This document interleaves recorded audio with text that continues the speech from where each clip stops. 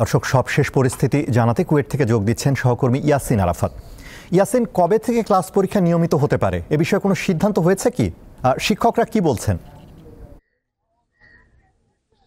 আনারুল, কুয়েটের যে অচল অবস্থা এটি সহসাই নিরসন হচ্ছে না এমনটি আমরা বুঝতে পেরেছি। গতকালকে যখন শিক্ষক সমিতি তাদের সাধারণ সভা শেষে 7 দিনের একটি আলটিমেটাম দিয়েছে এবং সেই আলটিমেটামে আপনি জানেন তারা 7 দিনের ক্লাস বর্জন এবং 7 দিনের মধ্যে শিক্ষক লাঞ্ছনাকারীদের যদি কোনো ধরনের সাজা না দেওয়া হয় তাহলে 7 দিন পর থেকেই কিন্তু তারা প্রশাসনিক কার্যক্রম থেকে বিরত থাকবেন এমন একটি আলটিমেটাম দিয়েছেন।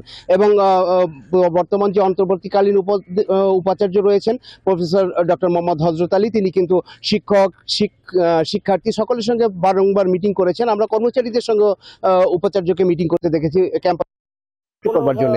তবে কোনো সুরাহা না হবার কারণে আজকে কিন্তু সিন্ডিকেট সভা চলছে।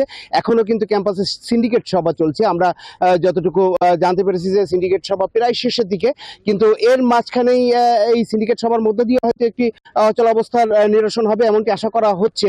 আমরা হয়তো সিন্ডিকেট সভার সিদ্ধান্ত হলে এটি পরবর্তীতে জানাতে পারবো। তবে এর মধ্যে একটি অনাকাঙ্ক্ষিত ঘটনা কুয়েট ক্যাম্পাসে ঘটেছে। কিছুক্ষণ আগে কুয়েট ক্যাম্পাসে বৃষ্টি হচ্ছিল, সেখানে ফুটবল খেলা শেষে প্রথম বর্ষের একজন শিক্ষার্থী সে কিন্তু পুকুরে গোসল করতে গিয়ে পুকুরে পানিতে ডুবে মারা গিয়েছে। ফলে ক্যাম্পাসের পরিস্থিতি অনেকটা এখনো ভারী হয়ে গিয়েছে। তাকে উদ্ধার করে খুলনা মেডিকেল কলেজ হাসপাতালে নিয়ে যাওয়া হয় এবং সেখানে কর্তব্যরত চিকিৎসকরা তাকে মৃত ঘোষণা করেছেন। ফলে কুয়েটের ক্যাম্পাসের পরিস্থিতিটা অনেকটা স্থবির হয়ে পড়েছে। শিক্ষার্থীরা অনেকেই মর্মাহত। শিক্ষকদের মধ্যেও আমরা দেখেছি যে একজন শিক্ষার্থীকে হারানোর যে বেদনা সেটি রয়েছে।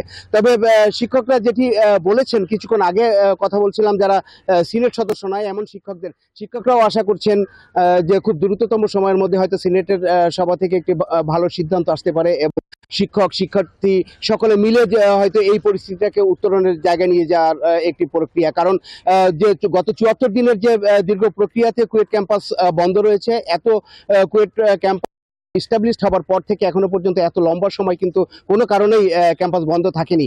এটি সর্বপ্রথম এই ধরনের ঘটনা ঘটেছে এবং তারা আশা করছেন যে 1.5 বছরের যে সেশন জট ইতিমধ্যে রয়েছে, এই 7,500 শিক্ষার্থীদেরকে তাদের সেশন জট যেন আরো না বাড়ে, এটির জন্য শিক্ষকরা যেমন আন্তরিক রয়েছেন, একইভাবে তারা বলছেন যে শিক্ষার্থীদের কিন্তু তাদের আরো মানবিক হতে হবে।